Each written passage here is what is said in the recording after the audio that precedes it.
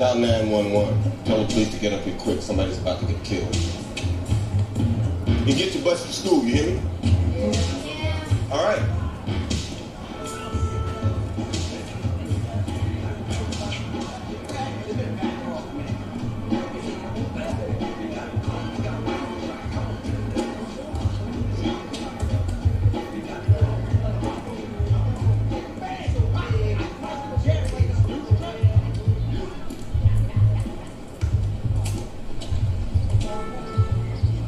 Morning.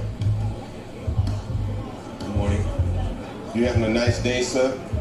You feeling all right? Not to get too personal, but a white man standing in the middle of Harlem wearing a sign that says, "I hate niggas," has either got some serious personal issues or not all his dogs are barking. Hey, I'm talking to you. Now, you got about 10 seconds before those guys see you. When they do, they will kill you, you understand? You are about to have a very bad day. Tell me about it. Sir, this is a police matter for your own safety and Well, you're damn right it's a police matter. For your own safety, I suggest you hide your butt in my shop till the police get here. What the fuck? Oh, shit.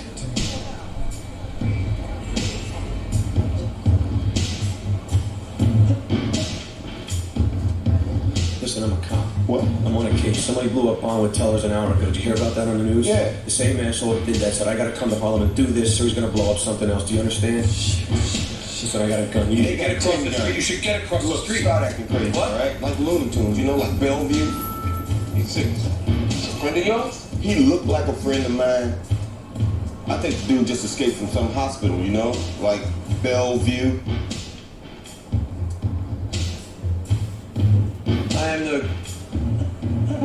voice of my own God. My God.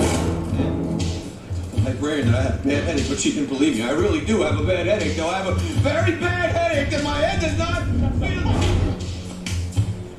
You made a very bad mistake.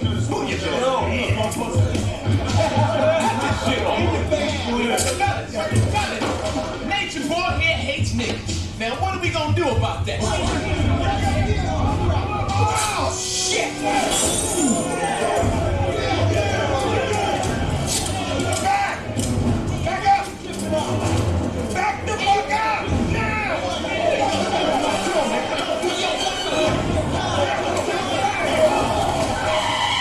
Stop the goddamn car! Get out! Come on! Get out! Back up! I mean it! I don't want to, but I will. You know I will. Come on! Now! Go! Get out! Don't stop! Just keep driving! Run around! Cut that out before that! Put that fucking money away! Nobody dropping me, asshole! Billion. Shit. Just run all the lights. Drive. You got it, boss? Damn! That cut deep. Hurry up what I know. Just keep pressure on it. Oh, fuck. Hey, Zeus, Fred. John McClane, I owe you one. Damn right you owe me. You got any idea what those guys are doing in my shop right Chill now? out, hey, Zeus. Chill out, what the fuck? You trying to relate to me? Talk like a white man. Okay, Zeus, I'm sorry you got Why you keep calling me Jesus? I was Puerto Rican to you. Guy back there called you Hey Zeus. He didn't say hey Zeus, he said hey Zeus. My name is Zeus.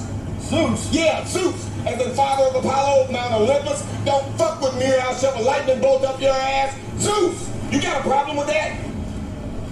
No. Yeah. I don't have a problem with that.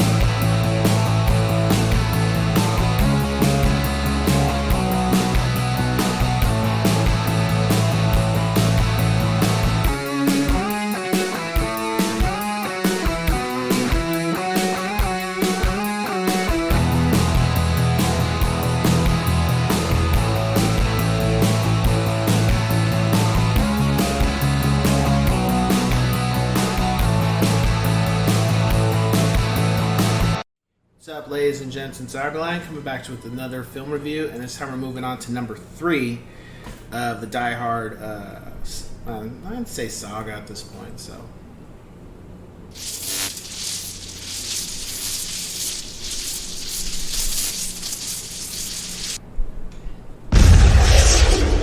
Die Hard with a Vengeance. So this was actually really the Die Hard that really struck a chord with me, and then it made me go back and watch the rest of the stuff. I remember watching at one of my friends' house, and it was good. It was really good. The film picks up to where John is back in New York, because we always hear him talking about he's a New York cop, but we never see him in New York. So this film takes place in New York. He's not with Hallie anymore. I think they're separated. I don't think they're divorced yet. He's coming off of suspension, and this guy is blowing up places, setting off bombs in certain parts of New York. And at some point, he comes into contact with Samuel Jackson's character, and then they end up doing like this buddy, a civilian cop thing, trying to thwart this guy and stop him from setting off more bombs. And the film is technically, I remember watching the making of this film at some point later, and the director said, this is technically part Die Hard 2. At least in his mind, he didn't really blast the second Die Hard film, but this is really the sequel. He felt this was the proper sequel for Die Hard, whatever that means. And the villain is just as good. It was better to me than the second villain. Jeremy Irons was great. Everybody, the cast was great. The story was great. The action was better than 2. I think the violence was still the same. The language was a lot more racial, I think, this time around. But I didn't care about that. As far as my rating for the film, I give it a 10 out of 10 yes sirs. Die Hard 3 is my favorite of the bunch. I loved everything about it. And it's interesting because I wonder if Pulp Fiction had a hand in why Samuel Jackson ended up working with Bruce Willis on this, because of the chemistry he did with John Travolta in that film. I wonder if that played a part in that. There wasn't anything I didn't like. I do think I always feel like Die Hard 3 was kind of like the mecca, like as far as reaching the story wise. I think that's the high point of the Die Hard series, to where the first one started it, and then 3 was almost like as far as they could go to make it just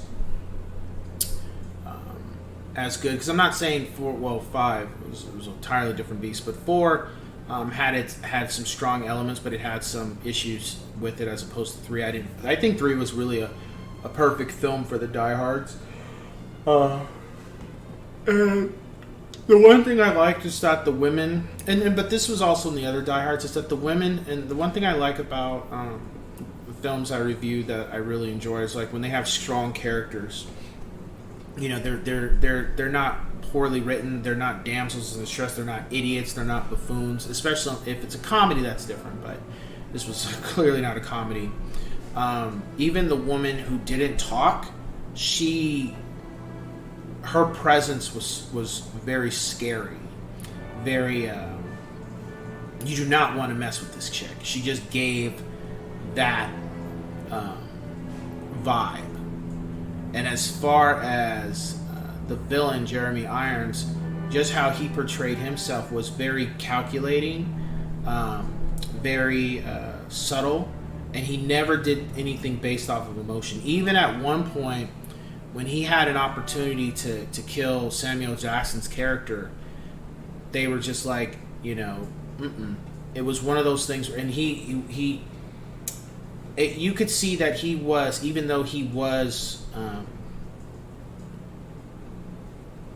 like ex-military kind of thing, he still had some sense of humanity, that he just doesn't kill people to kill people. Actually, I don't think, maybe the first bomb that goes off, but I don't think past that point, I don't think any bombs that went off directly killed anybody. It might have caused some people some stress, but I think he was just blowing up infrastructures that weren't populated, but he would threaten that he would do that, but he never actually did any of that. And that's one thing that was addressed in the film too, when he's like, when something comes out it's not totally true, he was like, yeah, of course not. It's like, I'm not a monster, except sometimes I work for monsters. So you could see that he was still a villain and a criminal, but he kind of had a lot of morale about him. Like, this is a guy you could probably meet in a place out in the open, and you know, you can have a conversation with him and just keep it moving. But you'd never know that this guy is military and has been a part of some type of warfare and criminal warfare. You never know just from talking to the guy, because the way he carries himself, his mannerisms. And the funny thing is, John McClane is John McClane, but he kind of gives that vibe to Simon, that he is a thorn in his side many times. Yeah. So if you've never seen Die Hard 3, definitely, you honestly, you don't have to watch part 2 to watch part 3. You watch 1 and watch 3. That's how directly it goes, and that's how much 2 is kind of omitted from where 1 and 3 pick up and such. So with that being said, I will catch you guys on the next one.